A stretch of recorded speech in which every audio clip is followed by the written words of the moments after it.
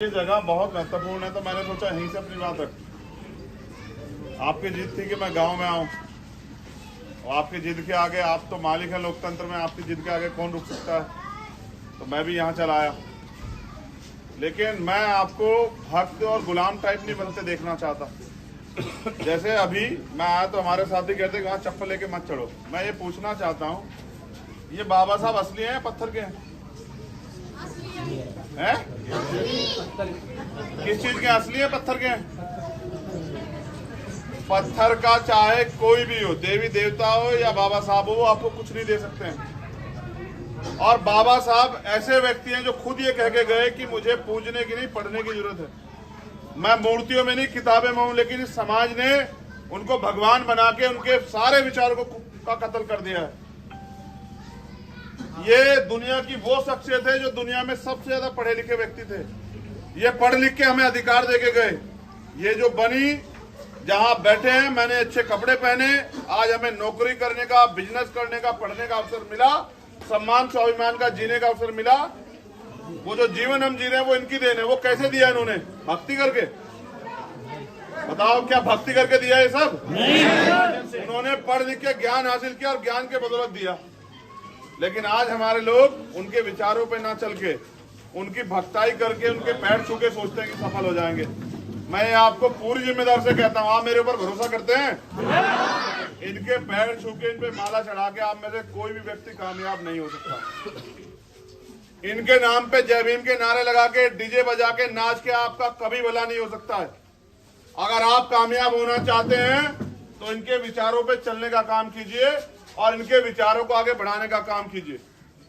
बाबा साहब पहले वो शख्स थे जिन्होंने कहा आजाद भारत में कि मैं किसी भी समाज की उन्नति उस समाज में रहने वाली महिलाओं की उन्नति से मानता हूं।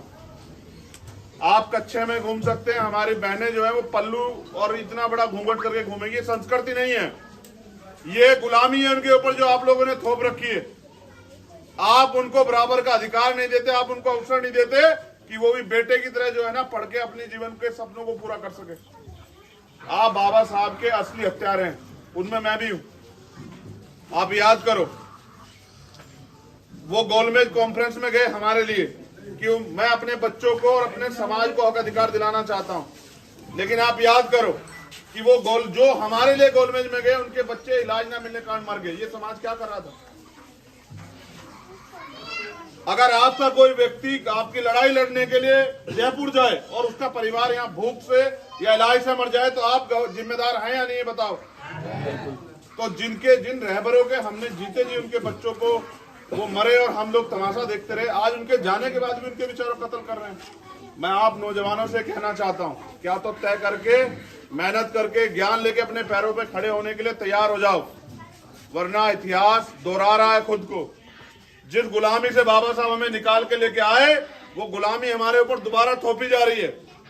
जो पढ़ने का और समान अवसर आपको मिला हर चीज में, घूमने का हो, आने जाने का हो, व्यापार करने का हो या सम्मान से जीने का, वो सब खत्म हो जाएगा अगर डेमोक्रेसी में, लोकतंत्र में आप ताकतवर नहीं हुए।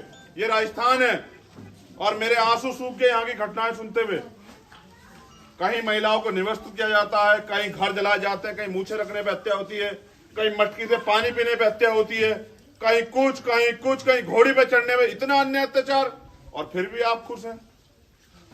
फिर भी आपके चेहरे पे बिल्कुल भी उदासी या कोई भाव नहीं है। बाबा साहब ने कहा, इन्हीं बाबा साहब की बात कर रहा हूं, तो पत्थर के मैं ओरिजिनल बाबा साहब जो कहा उसकी बात कर रहा हूं कि अगर आप अन्याय सहते सहते मर जाते हैं तो आपकी आने वाली पीढ़ी गुलाम पैदा होगी। अगर आप अन्याय के खिलाफ लड़ते मरते हैं तो आपकी आने वाली पीढ़ी उसका बदला जरूर लेगी। और उन्होंने कहा, अन्याय करने वाले से अन्याय सहने वाला ज्यादा दोषी होता है। अन्याय वो कर रहे हैं और आप अन्याय सह रहे, दोषी बताओ कौन है सबसे ज्यादा?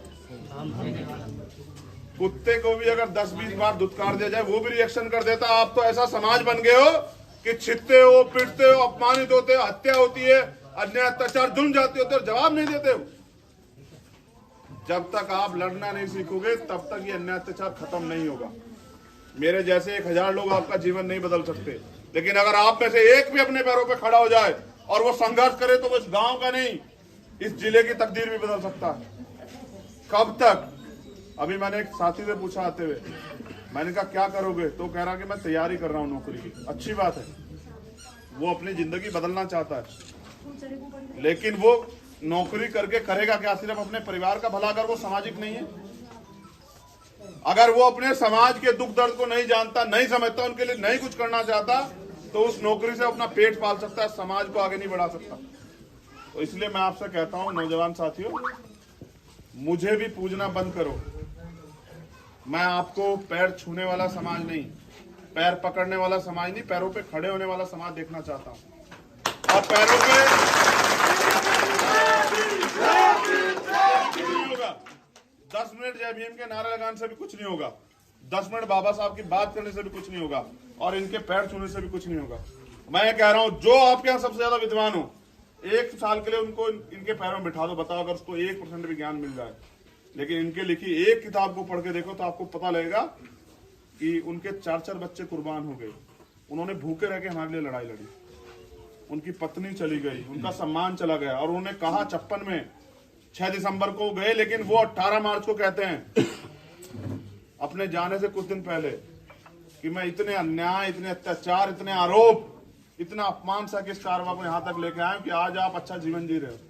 अगर आप इसको आगे नहीं ले जा सकते तो उसको पीछे मत जाने देना।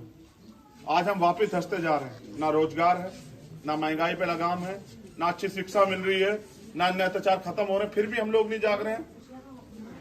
तो मैं अपने नौजवान साथियों से अपील करता हूं, मैं अपनी माताओं बहनों से भी अपील करता हूं कि वो अपने महापुरुषों को पढ़ना शुरू करें। माँ सावित्रीबाई फुले को पढ़ें, माँ रमाबाई को पढ़ें, माँ फातिमा शेख को पढ़ें, माँ झलकारी बाई को पढ़ें, माँ अवंतिका बाई लोधी को पढ़ें। वो अपनी माओ को, असली माओ को, नकलियों को तो इतने साल से पढ़ रहे हो, असलियों को पढ़ना शुरू करो।